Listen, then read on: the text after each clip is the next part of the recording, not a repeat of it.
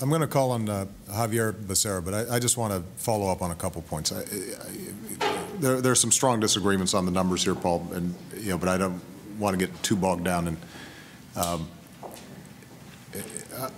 first question I have is whether your side thinks Medicare Advantage is working well, because I think it's important just to point out that when we keep on talking about cuts in Medicare, what we're really talking about is what Joe alluded to, which is a decision was made a while back to set up a system in which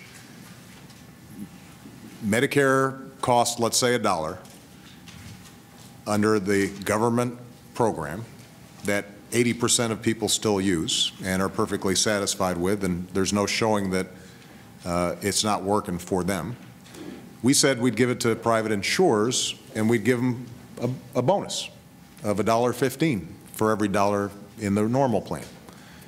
And it turns out that people aren't healthier because of that extra $15 or 15 cents. It's estimated that it's costing us about $180 billion over 10 years, let's say $18 billion a year. And essentially what my proposal would do and what the House and Senate proposals would do would say, instead of having the insurance companies get that money, let's take that money.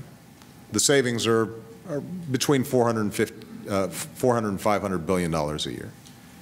And let's devote some of that money to closing the donut hole, which has already been talked about. Seniors who need more prescription drugs than Medicare currently is willing to pay for hit this gap where suddenly they've got to use it out of pocket and they just stop taking the drugs or they break them in half or what have you. Let's fill that. That costs around $30 billion a year or $300 billion. And let's make some other changes that would result in actually the 80% of seniors who aren't in Medicare Advantage getting a better deal. So we can address some of the broader issues, but I just want to focus on Medicare Advantage because I haven't seen an independent analyst look at this and say seniors are healthier for it or taxpayers are better off for it. That's what we're talking about reforming. We're not talking about cutting benefits under the Medicare program as is required under law. What we're talking about is Medicare Advantage. And it may be that some people here think that it's working. I know that there are some Republicans who are sitting at this table who don't think it's working. You can argue and say, okay, let's not do Medicare Advantage and let's not close the donut hole, for example.